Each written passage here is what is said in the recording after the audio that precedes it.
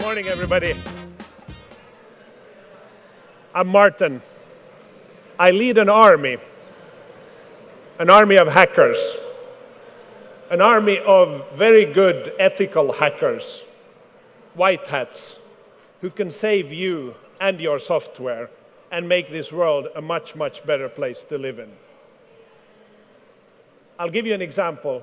Just a few weeks ago, on February 17th, one of our hackers, Frans Rosen in Stockholm, found a vulnerability in Slack, the very popular communications platform. It was a pretty important vulnerability he found. A Friday evening, he reported it to Slack. They responded in 33 minutes to him and said, "Thank you for your report. This is valuable. We're working on it." In 5 hours, Slack had fixed the bug and rolled out the fix, and the service was secure again. And Frans Rosen said, "Thank you, Slack. Amazing work, and thank you for the bounty." This is how our business model works. We have some of the absolutely best hackers in the world who are ready to hack each and every one here, your systems, in order to help you so you can fix your vulnerabilities, get your systems in shape, and have a more secure system. So maybe I should ask you first, how many of you do develop software? All of you. Is there anybody here whose business is not built on software? That's, of course, exactly the fantastic thing. Software is eating everything. Software is eating the world. And we have all these amazing opportunities. We can make the world a better place. We can build sharing economy businesses. We can build unicorns. We can do anything. It's absolutely fantastic. The downside of it is that cybercrime is eating software. And we are doing practically nothing about it. Take CI/CD as an example. You do continuous integration, continuous deployment of your code. Do you do continuous security? No. Who cares about security? Maybe some of the advanced here will do an occasional pen test, but it's always behind. You just ignore security. You push code every single day, but you don't push security every single day. And we're just in denial. We deny that there's anything wrong with our software. We refuse to take input when it's offered.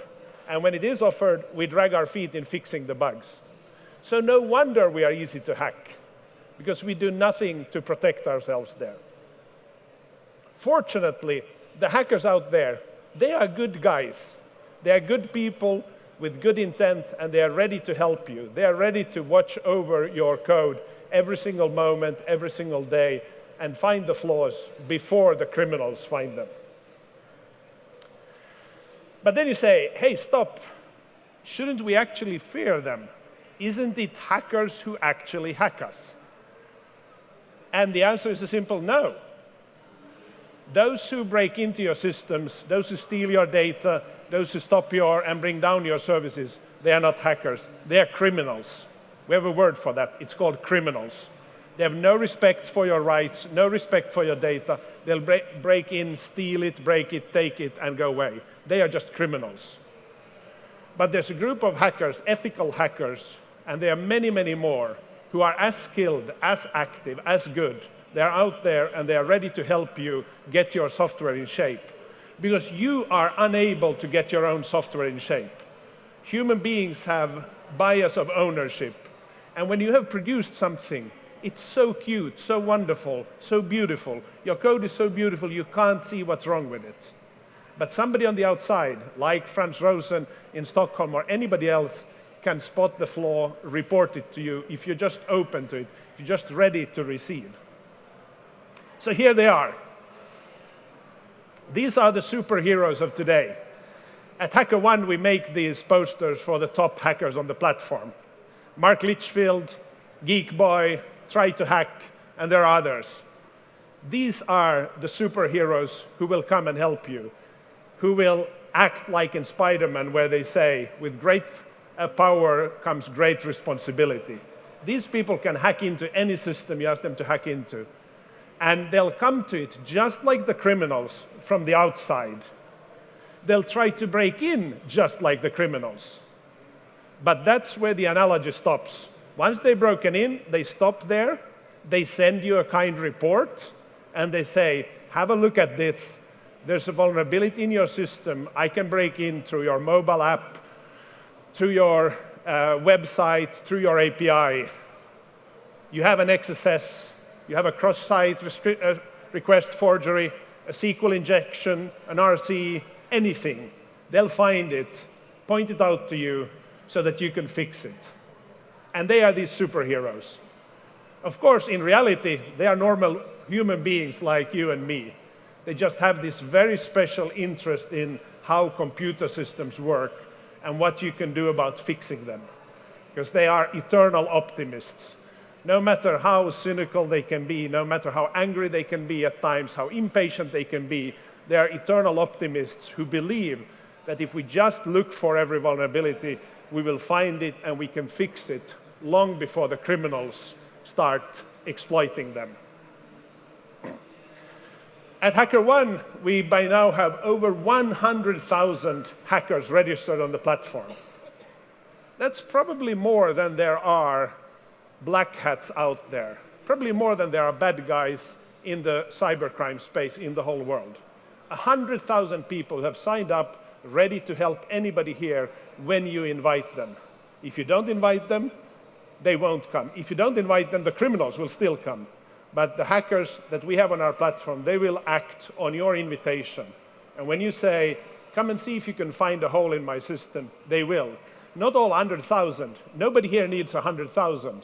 But we can pick from the 100,000 because we know what they know, how good they are, how productive they are, what their special skills are. And we can give you the hackers that know exactly the stuff you need to know, and they'll find the vulnerabilities. Thanks to this amazing community, our customers have fixed over 42,000 vulnerabilities in their systems over the past few years. 42,000 bugs that could have resulted in a data breach if they had been exploited by criminals.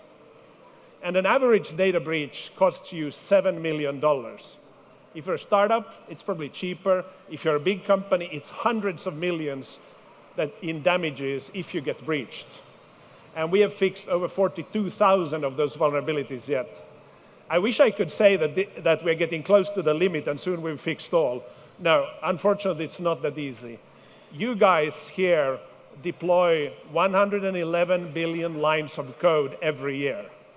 And I don't know how good you are at coding, but nobody can produce error-free code. So with 111 billion lines of new code deployed every year, there's a lot of new vulnerabilities being deployed every year. And mind you, a vulnerability doesn't necessarily even require a bug to happen. A security vulnerability can be the result of configuration, of various libraries you use, of the way you deploy. So it's not always even a bug. But we've already got 42,000 of them off the plate, and we're working on the remainder. And as this has been done by these amazing hackers out in the world who are independent actors, who work on their own, and who come into the platform to work for you, we've transmitted to them over $16 million in payments, in rewards for what they found. This is the power of this model. You pay for results. You don't pay for a report that's not useful for you. You pay for the reports that are really valid and for vulnerabilities that you need to fix. And then you can pay whatever it takes. The biggest payment, $105,000 for a single vulnerability. Typically, they can go up to 50,000, 30,000. Small companies will pay up to 5,000. So it depends on who you are. But there's a living market here for rewarding the hackers for the fines that they come to you with, as long as you have the openness to receive them and then take action. What's happening here is one of the most beautiful examples of the sharing economy. It's an act of democratizing the opportunity around cybersecurity. Those of you who have been in the security practice know that it used to be something for very few people, for a very few select few with certain certifications, working for certain companies with certain clearances. Here we're taking security and saying, no, this is not a profession of just very few. This is something that concerns all of us, and everybody is invited to join. And you can be anywhere in the world as long as you're willing to contribute, you're ready to learn, and you have the tenacity needed for becoming a good hacker. And when you do that, you can share the good with the rest of your society. And this is how this model works very well, that it's global, and it's people from all walks of life in all corners of the planet who come and hack on companies who are happy to pay for what they find. So look at this. If you are a young hacker, many of them are young male hackers. Of course, one of the early things you want for yourself is a car. And that's the most beautiful thing, of course. You deserve it and you get a car. But others, they buy cars for their sisters. They buy apartments for their mothers. They donate their bounties to open source projects. These people have the best of society in mind. They can be anybody. They can be here in the audience. And probably somebody here in the audience is a hacker in his or her spare time. And they get a channel here for their creativity and their intelligence and their passion, something that society hasn't really given them before. Because society many times thinks that hackers are bad or scary or dangerous and we need to stay away from them. And no wonder they then become like that. If you give them trust, they'll pay you back in good deeds, in finding the vulnerabilities, helping you get your software in shape. And because we are pooling these resources across the world, you can always get the right sort of hacker for your system, whether it's a mobile app, a web app, an IoT device, a car, anything, a toy, a Barbie doll, for instance. There are specialists who will know how to hack each one of them. And when they get paid by you, get the bounties paid by you, their lives improve and they can help others improve their lives. This army is so strong that even the army is asking them to be hacked.